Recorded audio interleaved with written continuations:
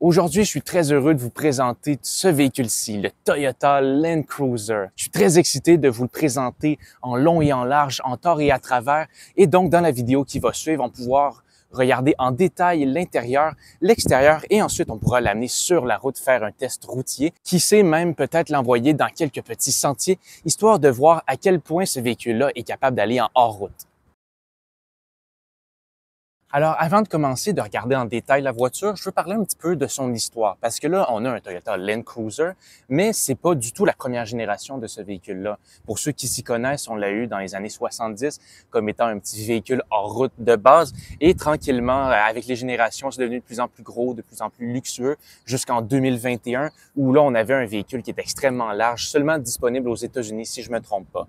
Et donc, en 2021, vu qu'il était plus aussi populaire qu'avant, ils ont décidé de tuer ce modèle-là. Et en 2024, ils ont décidé de le ramener, mais cette fois-ci beaucoup plus carré, beaucoup plus dédié au off-road sous cette forme-ci, sous cette superbe carrosserie. Et donc, ce véhicule-ci en particulier, c'est le First Edition, la plus haute version qu'on peut avoir du Toyota Land Cruiser, mais il est aussi disponible d'avoir le Land Cruiser, qui est environ la version milieu de gamme, ou la version 1958, qui est là une sorte de retour à la source, où on a des choses de base et aussi des sièges en tissu.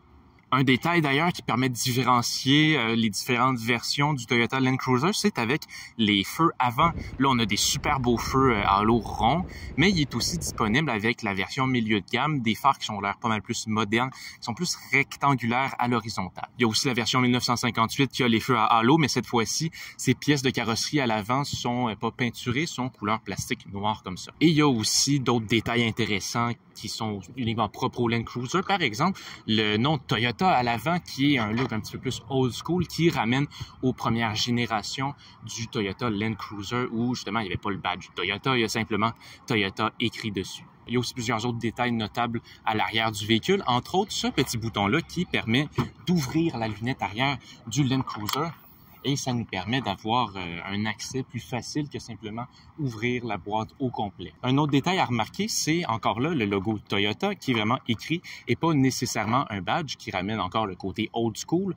Et aussi sur les garde-boue, sur les roues à l'arrière, il est écrit Land Cruiser First Edition. Et ça, c'est exclusif au Land Cruiser First Edition, donc comme il est écrit sur les garde-boue. Et franchement, c'est pas mal cool. Un autre petit détail qu'on remarque à l'arrière du Land Cruiser, et c'est ce badge-là, iForce Max. Et ça, c'est parce que le Toyota Land Cruiser est plus propulsé par un bon vieux V8 ou même un V6 comme dans le Lexus GX dernière génération. Là, on a seulement une motorisation 4 cylindres turbo avec une assistance hybride comme avec le Toyota Tacoma ou le Toyota Tundra. Ces deux dernières camionnettes-là ont différentes versions de ce même moteur-là, sauf qu'ici, on a tous le même moteur de 325 chevaux et 465 Nm de torque qu'on retrouve dans le Tacoma TRD Pro ou le Tundra TRD Pro, par exemple. Alors ça, évidemment, il y a certains puristes qui vont trouver ça dommage qu'on ait plus de V8 ou de V6 dans le Toyota Land Cruiser, mais ce moteur-là a été prouvé comme étant un assez bon moteur, ayant pas mal de punch. On pourra regarder ça plus en détail lors du test routier. Et bien entendu, ces différentes versions-là, qui ont tous le même moteur, comme je l'expliquais, ça vient avec différents prix. Et c'est quand même assez cher, surprenamment, parce que la version de base, qui est donc la version 1958, commence à 72 000 PDSF, 72 000 pour un véhicule qui a des sièges en tissu, qui n'a pas d'assistance électrique pour les sièges, qui a un très petit écran, où il y a beaucoup de capacité off-road, c'est certain, mais ça reste quand même un prix assez impressionnant. La version Land Cruiser, qui est plus au milieu de gamme, elle commence à 80 000 jusqu'à 92 000 pour la version First Edition. C'est presque 100 000 pour un véhicule Toyota. Alors, c'est quand même une très bonne quantité d'argent. Et si on veut avoir un véhicule plus luxueux que ça, on pourrait simplement aller jusqu'au Lexus GX, qui est à peu près la même affaire, sauf qu'on a un moteur qui est plus puissant, évidemment, une cabine qui est beaucoup plus luxueuse. En même temps, on a justement le nom Land Cruiser, on a le badge légendaire et une carrosserie aussi qui se distingue pas mal des autres véhicules sur la route. Et c'est ce qui nous amène finalement au coffre du Toyota Land Cruiser pour voir un peu qu'est-ce qui se passe par ici. Et franchement, c'est un coffre qui est assez spacieux. Une chose qui est à remarquer, par exemple, c'est que le sol du coffre est très haut comparé aux véhicules même comparé au sol aussi, parce que le véhicule en lui-même est déjà assez haut. Alors, on a un espace qui est très, très élevé. Je soupçonne que ça soit à cause des composantes électriques du fait que c'est un véhicule hybride. Mais bon, on a quand même une bonne quantité d'espace, un espace qui est assez haut, et on peut ranger quand même une très bonne quantité de matériel, c'est certain. Il y a aussi un autre espace juste en dessous, ici du sol, pour ranger peut-être d'autres objets un petit peu plus techniques. Ça rajoute peut-être un petit peu plus d'espace de chargement qu'on en a déjà perdu avec le fait que ce soit un véhicule hybride. Mais on va toujours prendre ce qu'on peut avoir comme espace, et donc c'est ce qui nous donne le coffre du Toyota Land Cruiser. Il y a aussi une chose très importante à remarquer, c'est qu'il n'y a pas de troisième rangée dans le Toyota Land Cruiser précisément. Et je le précise parce que dans le Lexus GX, on a une troisième rangée. Et donc dans celui-là, on n'en a pas, mais on a quand même toutes les choses qui sont utiles pour avoir une troisième rangée dans ce véhicule-là. Si on regarde des côtés, juste au-dessus des roues, il y a des porte-gobelets, il y a aussi des prises USB-C. On a même des prises de ventilation à l'arrière où est-ce que les personnes se tiendraient dans la troisième rangée. Mais il n'y en a pas du tout. Alors c'est une drôle de décision que Toyota a décidé de ne pas avoir de troisième rangée, mais c'est ce qu'ils ont décidé de faire. Maintenant, on peut passer à l'intérieur du Toyota Land Cruiser et voir un petit peu qu'est-ce qui se passe par ici. Et la première chose qu'on remarque, c'est que c'est vraiment carré à l'intérieur. Carré comme dans les Toyota Tacoma ou Tundra, mais c'est pas exactement le même style. C'est pas mal plus réservé comme look, je dirais. L'intérieur dans les Toyota Tacoma est pas mal plus agressif, plus plastique avec des pièces, des effets, des textures un peu partout. Là, ici, c'est beaucoup plus calme et réservé, sans pour autant avoir l'air moins durable. Personnellement, je trouve que l'intérieur est peut-être un peu mieux que celui du Toyota Tacoma ou Tundra, et donc on a un intérieur qui est plus sobre, mais qui est quand même très carré, très intéressant. Une deuxième chose qu'on remarque aussi, c'est qu'il n'y a presque pas de badging Land Cruiser dans le Land Cruiser, justement. Il y a le nom First Edition qui est étampé dans les portes du véhicule, mais à part ça, il n'y a absolument aucun badging à l'intérieur, ce qui est le contraire du Land Cruiser 1958, où ici, sur le tableau de bord, il est écrit Land Cruiser, sauf que là, c'est étampé dans du plastique. Là, à la place de ça, on a une sorte de tissu tressé, comme ça, qui fait la ligne, là, le joint du tableau de bord, ce qui est intéressant, mais ce qui n'est pas aussi cool que le Land Cruiser étampé dans le tableau de bord. Évidemment, il y a aussi plusieurs détails très intéressants, des fonctionnalités qui sont vraiment cool, en commençant par la console. Si je regarde en dessous du sélecteur de vitesse, on a plusieurs fonctionnalités pour le off-road. On a par exemple un bouton qui nous permet de sélectionner le 4 roues motrices high ou le 4 roues motrices low. Il n'y a pas de 2 roues motrices à remarquer, qui est différent des camionnettes chez Toyota. Donc, et à gauche de ce sélecteur-là, on a aussi tout ce qui est blocage de différentiel avant et arrière, et on peut aussi déconnecter la barre stabilisatrice pour vraiment maximiser l'angle d'approche quand on est en train de faire du off-road dans les sentiers rocailleux et terreux, pour vraiment pouvoir se sortir de toutes les situations possibles. D'autres modes de conduite et des choses qui permettent de changer un peu le comportement du Land Cruiser, ça se trouve à gauche cette fois-ci du sélecteur de vitesse. Là, on a donc un sélecteur de mode de vitesse qui, si on l'utilise normalement, donne simplement les modes de vitesse réguliers, soit économique, sport, normal, qui sont les modes de base dans les Toyota. Mais si on regarde juste en dessous, on peut aussi avoir le bouton Drive Mode. Et là, si on sélectionne, la roulette change pour passer à des modes de conduite plus spécifiques au off-road, et là qui permettent de choisir les terrains sur lesquels on veut conduire. Même affaire pour le Multi-Terrain Select Mode, qui est vraiment dédié au off-road et qui est vraiment très fonctionnel, qui est un excellent système donc de tout-terrain pour les véhicules Toyota. À part ça, on a plusieurs fonctionnalités qui sont très intéressantes dans le Toyota Land Cruiser. Là, évidemment, c'est la version qui est la plus élevée, alors il y a des choses qu'il n'y aura pas dans le modèle 1958 de base. En premier lieu, l'écran. Ici, on a un écran qui fait vraiment toute la largeur de cette section-là du tableau de bord, qui est un excellent écran aussi. On a le système d'opération Toyota qui est fonctionnel, qui n'est pas le plus avancé non plus, mais qui a toutes les options dont on a besoin. À remarquer d'ailleurs qu'on a aussi des caméras de recul et aussi une caméra de 360 degrés qui est disponible à partir d'un petit bouton juste au-dessus du sélecteur de vitesse. Et là, ça va permettre de vraiment voir tout ce qui se passe autour, ce qui est pratique en général, mais aussi en route quand on essaie de voir un petit peu les roches ou les choses qui se passent autour de nous. On a aussi juste en dessous de tout ça toute la sélection du contrôle du climat. On a tous les modes qu'on a besoin, toutes les fonctionnalités à partir de boutons physiques, ce qui est une très bonne chose. À remarquer aussi que dans la version First Edition et Land Cruiser normal, on a les sièges ventilés, mais c'est pas disponible dans le Land Cruiser 1958. Une autre chose qui n'est pas disponible justement dans Land Cruiser 1958, c'est l'écran, où là, on va avoir un écran qui est pas mal plus petit. On va aussi pas avoir de déconnecteur de barre stabilisatrice, même affaire pour le Multi-Terrain Select Mode, il n'est pas disponible sur le Land Cruiser 1958, mais il y a quand même les fonctionnalités principales comme ce qui est de bloquer le différentiel avant et arrière et changer les modes de conduite. Sinon, pour ce qui est des commodités générales qu'on retrouve dans tous les véhicules qui se respectent, on a évidemment des porte-gobelets qui ont assez de l'espace, on a aussi un chargeur sans fil juste à côté, au fond de la console, en dessous du tableau de bord, et on a aussi plein d'espace de rangement juste en dessous de l'appui-bras. Maintenant, regardons un petit peu qu'est-ce qui se passe au niveau du côté conducteur du véhicule. En premier lieu, la position de conduite, qui est assez intéressante. On est vraiment très haut sur la route, le pare-brise est très droit. On sent presque comme dans un Ford Bronco en termes de position de conduite. C'est assez similaire, c'est très droit, on est proche du tableau de bord, il n'est pas très profond non plus, même affaire pour le pare-brise. Alors, c'est assez intéressant comme position, reste à savoir comment ça se conduira justement plus tard dans la vidéo.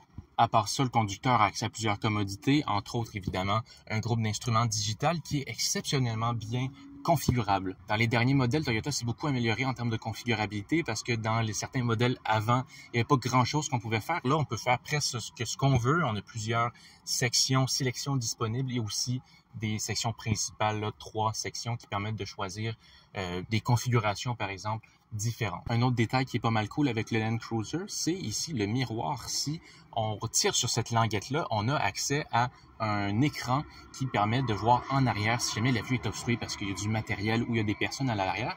Avoir un écran comme ça permet de voir sans être bloqué et d'avoir une vue très claire de ce qui se passe en arrière de nous, ce qui est très pratique. Maintenant, on peut passer à l'arrière du véhicule et la première chose que je remarque, c'est que j'ai quand même pas mal d'espace. C'est un gros véhicule, c'est certain, un petit peu plus petit que le Toyota 4Runner qui va bientôt sortir, mais j'ai quand même une très bonne quantité d'espace pour les jambes. Mes pieds peuvent aller loin en dessous des sièges. J'ai aussi beaucoup d'espace pour la tête. Je suis assez confortable. Une chose qui est un petit peu plus tannante, par exemple, c'est au niveau des sièges eux-mêmes. On peut pas les déployer à partir du côté. Il faut être à l'arrière automatiquement. La clenche se trouve vraiment en arrière du siège dans le dossier, ce qui est vraiment difficile d'accès quand on essaie de passer sur le côté parce qu'il faut passer notre bras juste au-dessus. Et même en arrière, vu que le plancher et le véhicule sont très hauts, même pour moi qui fait 6 pieds, qui est assez grand, j'ai des grands bras, fallait que je me rende assez loin puis essayer de pousser ça en même temps. C'était plutôt difficile. Alors ça, c'est quelque chose que je trouve un petit peu plus agaçant avec le véhicule. Ceci étant dit, quand on réussit à l'ouvrir, ça se déplie vraiment au complet et ça vient se caler sur le siège à l'avant. Alors ça donne énormément d'espace à l'arrière. Ça ne veut pas juste rabaisser le dossier, ça renvoie vraiment tout le siège en avant, ce qui permet de vraiment avoir beaucoup d'espace de rangement si on part loin, faire du off-road, du overlanding et qu'on a beaucoup d'équipements à transporter avec soi. Évidemment, il y a quelques commodités à l'arrière du véhicule. Entre autres, si on regarde vers la console, on a de l'air climatisé, une commande pour sélectionner comment on peut avoir notre air climatisé ou notre chauffage. Et ça, c'est envoyé à partir de prises d'air qui sont sur les côtés, qui ne sont pas au centre. Alors, ça permet d'avoir peut-être l'air climatisé plus proche de soi, ce qui est un petit peu plus efficace que d'avoir les prises au centre. Un petit détail qui est le fun aussi avec le Land Cruiser, c'est le nom Land Cruiser. C'est probablement le seul nom à l'intérieur de la cabine qui est juste au-dessus de ces commandes-là d'air climatisé. Et en dessous des fameuses commandes d'air climatisé, on a aussi 2 prises USB-C et une prise style allume-cigare pour charger des objets électroniques à l'arrière du véhicule. Et donc, avant de faire le test routier du Toyota Land Cruiser, je veux en parler un petit peu, faire un petit résumé du véhicule. Parce que oui, c'est très intéressant, oui, c'est le retour du Toyota Land Cruiser, mais le véhicule en lui-même, est-ce qu'il en vaut la peine? Parce que c'est quand même un véhicule qui est assez cher, 72 000 $ pour le modèle de base, c'est quand même un assez bon prix. Et si on le compare, par exemple, au Toyota 4Runner, qui est presque les mêmes dimensions, le design est un petit peu plus agressif, on a un petit peu plus de choses pour environ le même prix. On a aussi une version TRD Pro que le Land Cruiser n'a pas. Bien entendu, on a une carrosserie qui, personnellement, je préfère avec le Toyota Land Cruiser comparé au nouveau 4Runner qui va bientôt sortir. Donc, ça se fait poser la question, où est-ce qu'il se situe le Toyota Land Cruiser dans la gamme des véhicules Toyota? Parce qu'avant, quand on avait la dernière génération, c'était environ un Toyota Sequoia. Là, maintenant, on en a un, justement, Toyota Sequoia qui est très gros. C'est un petit peu difficile de définir dans quelle section ce véhicule-là se définit. Peut-être finalement qu'il se compare plutôt aux véhicules d'autres marques, entre autres le Ford Bronco ou le Jeep Wrangler, qui sont 2 véhicules extrêmement populaires dans leurs marques respectives. Et donc probablement que Toyota a décidé de faire renaître de ses cendres le Toyota Land Cruiser pour faire compétition aux gros off-roaders de ces marques américaines concurrentes. Alors maintenant, c'est le temps de faire le test routier du Toyota Land Cruiser. voir un petit peu qu'est-ce que ça donne au niveau de la conduite. Et honnêtement, j'avais pas mal hâte de conduire ce véhicule-là. J'aime beaucoup le véhicule. Vous me prenez pas si vous trouviez que j'étais très critique de la voiture, de certaines choses, ou du prix généralement. J'adore le véhicule, j'adore le look, j'adore aussi le principe d'avoir un gros véhicule comme ça off-road. C'est sûr que je suis pas un immense fan de VUS, mais là, on sent vraiment qu'on est dans quelque chose qui est fait pour ça. Pas juste un gros véhicule juste pour être gros et avoir de la place. Là, c'est vraiment dédié au off-road. Franchement, la première chose qu'on remarque, c'est qu'on conduit vraiment très haut dans la route. Je suis pas mal plus haut qu'une bonne quantité des véhicules devant moi. Et la position de conduite est intéressante. Je suis très confortable, évidemment. Une chose aussi qui est très bien avec le véhicule, c'est le moteur. Donc, on n'avait plus de V8 ni de V6 dans le véhicule. Maintenant, on a seulement un 4 cylindres hybride, et c'est la première fois que je laissais cette configuration-là du 4 cylindres parce que, comme je l'avais dit, dans le Toyota Tacoma dont j'avais fait une vidéo auparavant, il y a quelques configurations. On peut avoir soit une version avec, si je ne me trompe pas, 230 chevaux et donc 325 chevaux, qui est cette version-là du moteur 4 cylindres turbo. Mais celui que j'avais, c'était un TRD off-road, donc j'avais le moteur un peu moins puissant. Là, donc, j'ai la pleine puissance du iForce Max, donc la motorisation Toyota. Et franchement, je dois dire, le véhicule se déplace sans problème. Avec 450 Nm de torque, les accélérations sont faciles. On ne se sent pas tant dans un véhicule lourd, franchement. On se sent dans un véhicule qui est très haut sur la route avec des très grosses roues. Mais le poids est très, très bien géré par le moteur. Les freins aussi. Franchement, je suis pas mal impressionné par la conduite. Pour ce qui est de la motorisation et des composantes mécaniques du véhicule. Pour ce qui est de la suspension,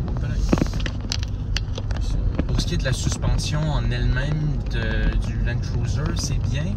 On sent beaucoup les petites craques et les petites bosses, mais pas dans le sens où ça tape. On sent la vibration, mais on n'entend pas tant le bruit. Ça, c'est un peu étrange. C'est vraiment curieux à expliquer, mais toutes les petites bosses, les crevasses, les choses font vibrer le véhicule, mais il n'y a pas de bruit tant que ça. Le seul bruit qu'on entend de la route, c'est les fenêtres. L'intérieur est très bien isolé, mais les fenêtres, comme un peu dans la Toyota Camry, c'est là qu'on entend les sons venant de l'extérieur. Alors tout ce qui est des craques, des crevasses, puis des bruits qu'on entendrait normalement si on ouvrait notre fenêtre, ben là, on l'entend justement à partir un peu de la fenêtre, ce qui est relativement étrange. Mais en termes de cabine puis de solidité de construction, il n'y a pas de pièces qui bougent ou de trucs étranges. Le tout a l'air vraiment bien pris, sauf que quand on prend une petite bosse ou un petit creux, ça vibre un peu. Je pense que c'est vraiment une sorte d'alternative au Ford Bronco, qui est vraiment, je pense, son rival le plus direct, où c'est vraiment deux véhicules qui sont dédiés au off-road avec beaucoup de fonctionnalités qui ont rapport à ça, qui ont une conduite très haute, des gros pneus, beaucoup de suspension travel, beaucoup de commodités liées à ça. Et donc, ce sera de voir un petit peu là, c'est quoi les similarités ou les différences avec le Ford Bronco. Évidemment, c'est celui-là que je vais comparer le plus parce que c'est celui que j'ai déjà conduit. Donc, dans une de mes vidéos précédentes, j'avais fait un test routier et justement, c'était très intéressant. C'était vraiment comme un jouet. Là, je me sens pas autant dans un jouet que comme j'étais dans le Ford Bronco.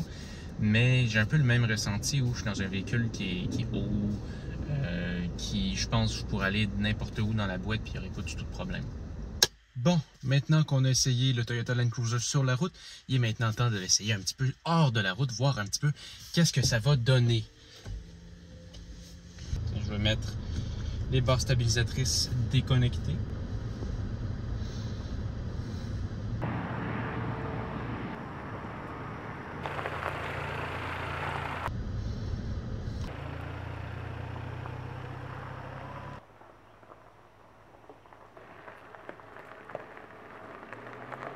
Et voilà, juste comme ça, on fait du off-road dans le Toyota Land Cruiser 2024.